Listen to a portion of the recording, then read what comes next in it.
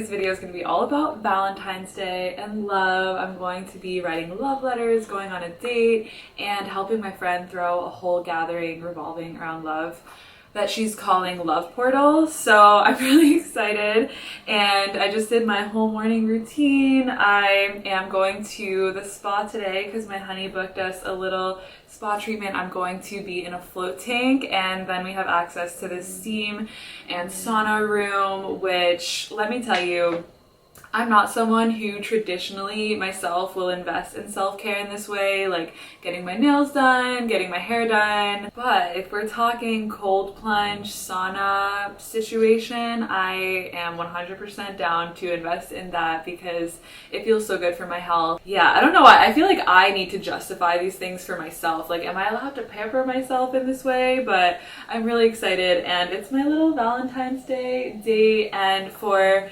my gift to him, I booked us a little couples photo shoot with this photographer that I love. Yeah, I'm also really excited to write love letters for everyone that I love and ask everyone who I care for to be my Valentine, because I don't think anyone should be left out, and I'm deeply in love with everyone in my life. I was really excited to talk to you about how I've been tracking my mood lately. So I downloaded these two apps, which one of them was $1.99 and the other one is free, but they're in-app purchases. And both of these are for your moon cycle and really helpful if you want to do cycle tracking with the 4 seasons of your cycle. So the menstrual, follicular, ovulatory, and luteal phases, and work out and eat revolving around these 4 phases. These apps will be really helpful. And they're also really simple. So these are just a way to keep track of what phase you're in, and then maybe you can outsource even more information for that particular phase. But on one of them, you can add notes to every single day, and I've just been adding little notes about my mood. But I'm gonna get dressed. My towel is falling off. I think I might be a little cottage core vibe today. Let's see. And thank you for joining me. Thank you for being here, and may you breathe deep while you're consuming this content. Maybe grab a journal. Very, very grateful to be able to share, and yeah, just cultivate some moments of peace together, because I feel like that's where the transformation takes place. It's like little moments of mindfulness every single day. It makes it easier. It makes the nothingness feel like a more accessible place that is actually beckoning you, rather than you being like, oh, I have to meditate, I have to like enter back into that space of stillness. Eventually this momentum builds where you're just a breath away from it. And I momentarily get a shift in perception, and I stay open to the mysteries that are living right next to me. And then, more importantly, I'm about to do my first float tank, and I wanted to show you around. So this is it. It has 900 pounds of Epsom salt. I'm going to close myself into here and just rest my head on a little neck pillow. So I'm going to get my first reaction and then just melt into the experience, because this is kind of like a little wellnessy thing that I've always heard about, but I've never actually tried.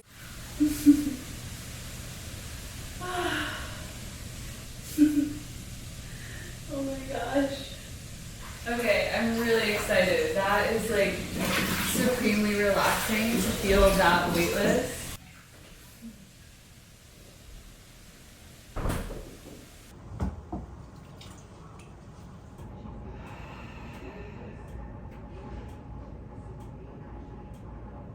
Never underestimate a YouTuber's ability to make a tripod out of anything. This is looking pretty good. But I forgot to mention that the steam and the sauna rooms are separate for men and women. So this is like a whole day to myself. I've honestly been basking for the past like 3 hours in the steam room and in here, and just breathing so deeply, feeling really close to myself, and like I just don't have many words. I'm just all sensation and experience, and talking and perceiving myself feels quite strange, so I'm not gonna do it. I just wanted to show you this beautiful little surprise that I came home to.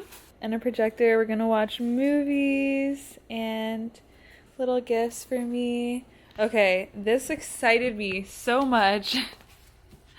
This has yummy vegan treats that I love. These are like healthy little chocolate chip cookie dough and double chocolate cookie dough. and these almond-filled pretzels for movie night. I already ate one. And now we're making pizza, and I am dating such a sweet, thoughtful, caring person, and I can't believe it. We had our photo shoot earlier today. If the photos are sent to me by the time this video goes up, I'll put some in here, but oh my goodness, these look amazing. I love chocolate covered strawberries. I also feel really happy and proud of myself because I've just been letting myself eat what I want and eating in balance, and my body feels really good, and mostly my heart and my soul feel so liberated from, I don't know, extreme control of my diet. And I just keep having this realization of when I eat foods, there's like no demonizing conversations. It's just, oh, I really like this. I'm craving this today. This is our homemade sauce. Yeah, we grow these tomatoes ourselves, and Yeah. the pride of our family. Maybe that could be the future, though. And these are our toppings. Wow, so colorful. I wonder if they can tell that it's supposed to be a heart. And that's that on that. I don't like to go too crazy. Pero solo un poquito de queso porque no quiero mucho.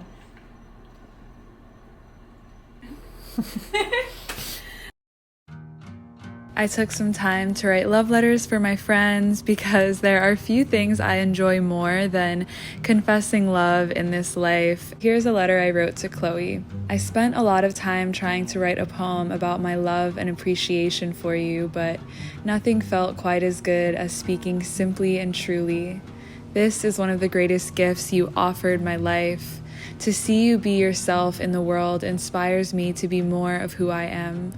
All the stories you've shared with me have been utterly brilliant, have stayed with me, have made me laugh and cry and wonder at things, the common denominator being your curiosity for love's role in it all. You remind me that it's all poetry, that we can indulge in fantasies of greater love with people that we had mediocre experiences with and get high on our own supply of romance, or that we can feel deeply for things we don't actually want in reality, or find humor in the macabre, or that we have permission to change completely, that intimacy takes so many different forms that we get to decide for ourselves. Your presence in any room consistently invites more honesty and freedom into the lives of others. Your laughter is for me a harbinger that a miracle of truth will soon take place as I find myself by your side. Thank you for bringing me out of my room in the basement, into the sunshine, into the fear that I could say something silly, into the discovery of who I am and what I believe, into a greater appreciation for all of the stories of my life. I am so lucky to know your love.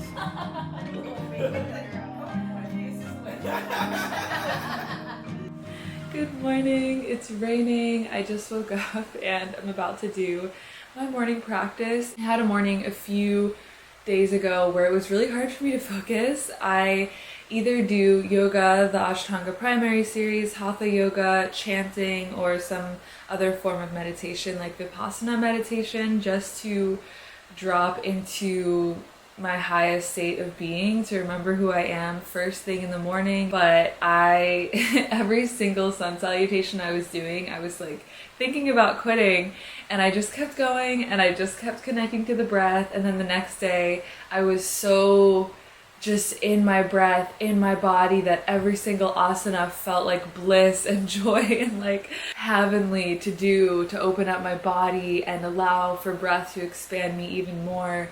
And I felt like having the day like I did the day before really anchored me deeper into my breath, and that there are no like bad days when you're meditating. There's no such thing as bad meditation. It really is like a muscle that you're using, and to say that you don't meditate because you're bad at it is like saying that you don't work out because you're not strong enough. You just have to continue refining your ability to show up, to return back to the present moment. And it does get easier, just the practice of returning, and it's not too serious, and it doesn't have to be a chore or boring. It's actually really exciting and fulfilling to feel the shifts in your body. It's not like you meditate to a point of complete disinterest and apathy in everything, but to a point of complete love and joy and oneness with everything. This is very rambly. It may not make sense, but I'm just very excited to do my practice this morning,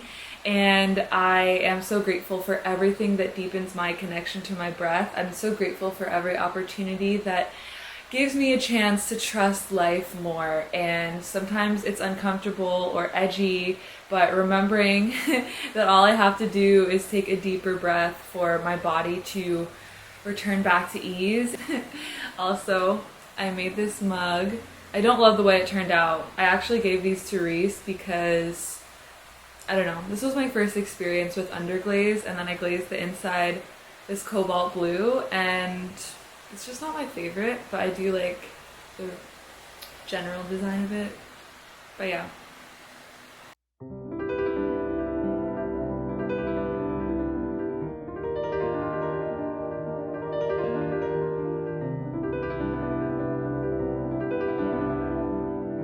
I'm eating for breakfast one of my favorite variations of macro bowl with steamed veggies. I just steamed carrot and broccoli. I usually do potato as well, sweet potato or Japanese sweet potato over quinoa. I have so much salad. I have my kimchi krao. I have some chickpeas for a little bit of protein as well, and sunflower seeds for seed cycling because I'm in my luteal phase, gearing up to bleed once again. But I'm very content in this moment. To make salads good, you just have to add so many things, so many toppings, and a really bomb dressing. I have learned so much about love this past year, how to be brave in it, how to settle into it, how to not run away from it.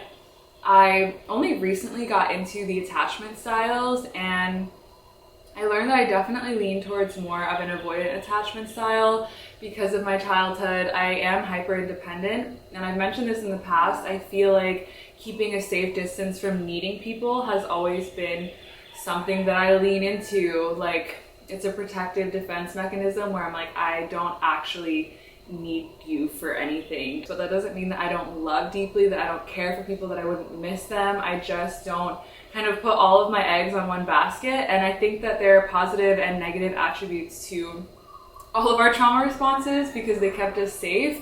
And I lean on myself for affirmation, for my daily practice, for stability in all ways, and then everything else gets to just be a delight. And that's how I feel about all of my relationships. And for me, it feels really healthy because I'm not falling into codependent patterns, and so that I can love even more unconditionally, not for what anyone is doing for me or what they bring to my life, but just because I enjoy their company. And I think that's like the healthier version, and the unhealthy version would be not letting myself love, not letting love in just because I am afraid of needing it and loving it. Like, I can bask in it fully and know that things will come and go, but I will be fully connected to God, to my own source of stability and love inside of myself. I think that there's like a healthy way to embody all of your lessons. And to me, spirituality and healing in general is literally just being the living embodiment of the love that you wish you received in your life, or being the living embodiment of all the lessons that you've learned. And so even though some things might have been planted as a way to protect myself, if they're still serving me, then I think that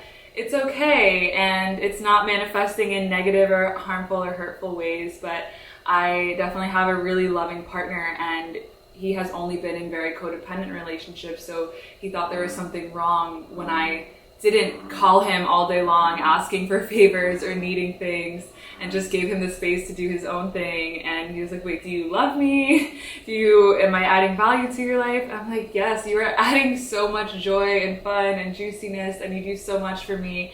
And I don't need you. I just want to be by your side, and you don't have to do a single thing to earn my love. I just want to enjoy this life with you. And it was a really beautiful healing. We've had a lot of moments like that because he is more anxious attached, and it's been really great to learn how to communicate. And I feel like anxious and avoidant people always come together, but we've both been helping each other so much. I would just completely start over so frequently to the point where I realized, I'm just running away. And I'm just able to practice really good communication and learning how to ask for what I need and not see the information of what's there and not do anything to change it. Because I'm so easily like ready to peace out, that if something didn't fully feel good in the past, I wouldn't even say anything about it. I would just be like, oh, okay, that's just how they are and probably won't change, and I'm not gonna ask them to change, so I'll just leave. And now it's like, I've gotten to know myself so well, and I have such a baseline of safety and respect in my life that I know how to advocate for my experience, and I know what I need and that it's valid. So just saying I do need a lot of time alone. I'm not always going to be super communicative with text, but the proof that I love you is in the time that we spend together. I will be so immensely present, and I will write you love letters and I will listen deeply to you, and I will believe all of your experiences, and I will snuggle you to no end. Those are my love languages, and that I've definitely learned the past 2 years. I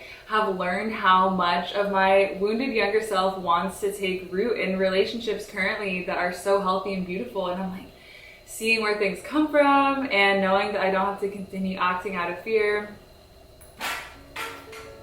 I do not require overprotection. The world is safe. My walls can be down. I allow for the mystery to take me over, to keep finding myself in lost places, declaring love in need of no attachment, rooted in a place so deep inside that whether I am crying or anxious or awkward, I am loving it all, aware of the impermanence of my thoughts and feelings, so paying them less mind outside of extracting their lessons. I bear my heart out to the world, especially the one closest to me. I'm learning that the greatest sources of nourishment in my life are the ones that constantly invite me to play more, to stop defending the smallness, to learn to see stories in completely new ways. And I feel so grateful to experience anything at all.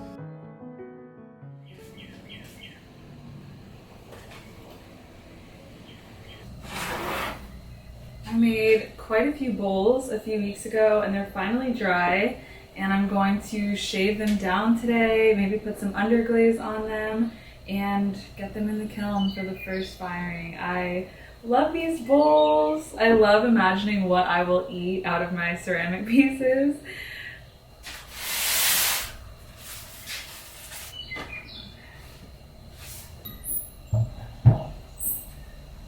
Carving is one of my favorite parts of the process with ceramics.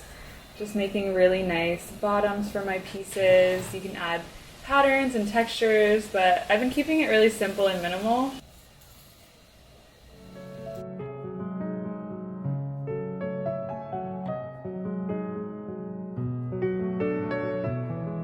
Hello, I think that this video should come to an end at some point, and I don't quite know what shape or form this is going to take. I have just been doing a lot of random vlogs of my life lately, but I love whenever you recommend different things that you want me to post. I have been really selfish with my time lately and with my presence in my own life, and trying not to film every single second of my existence, and sometimes I feel guilty about that because I could be sharing so much more on Instagram and TikTok and all the platforms, because I know that these videos are helpful in some way to some of you on your journey. One of the biggest shifts I've seen within myself when it comes to social media is not sharing every little breakthrough that I have, not sharing my own intimate spiritual journey as much, because I want to keep a lot of my lessons inside as they're integrating and not need to blast them out in the world. It's like giving myself more time to breathe into the subtle shifts that I feel and the things that I'm uncovering, and also knowing that it's okay for me not to constantly be having revelations or uncovering something. I think that that's a really big part of sharing spirituality on YouTube that is easy to get caught up in, that everything you say has to be some groundbreaking thing that changes people's lives. It's like at a certain point, when you've done shadow work, when you know how to be the witness, when you know how to emotionally regulate, there's not that much. I'm not having these huge moments of breakdown and breakthrough, and that's a really positive thing. But I think at a certain point I was like, I don't even know if I should post anymore. I have nothing helpful to share, but I have been really enjoying just sharing the simple, mundane aspects of my life that are just so beautiful, and manifestations come to fruition. So what can I create from here? That's kind of what I'm considering these days. But yeah, I feel really grateful to share authentically and just share when it feels right. Posting videos online is a place where I feel really safe. I think for so many people, we start making content because we have no friends and we have no one to talk to. And even in my real life, I still don't fully feel comfortable going on like a 5-minute tangent or even more than like 4 minutes worth of talking. I'm pretty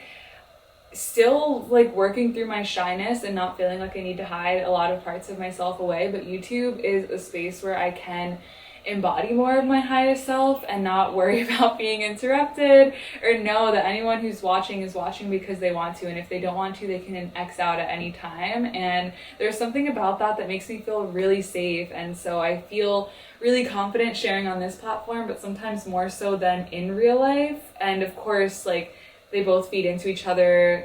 Sharing on here and realizing that I can speak clearly has helped me in my socializing in real life, and vice versa. Just making a really beautiful community has brought me so much more tools to practice when sharing on here. But I feel like I should end this video here. Thank you for joining me, for letting me be a part of your life, and for being such a big part of mine. I hope that this video inspired some form of love into your day, into this moment, and I will see you in a video soon. Thank you for being just as you are. Bye!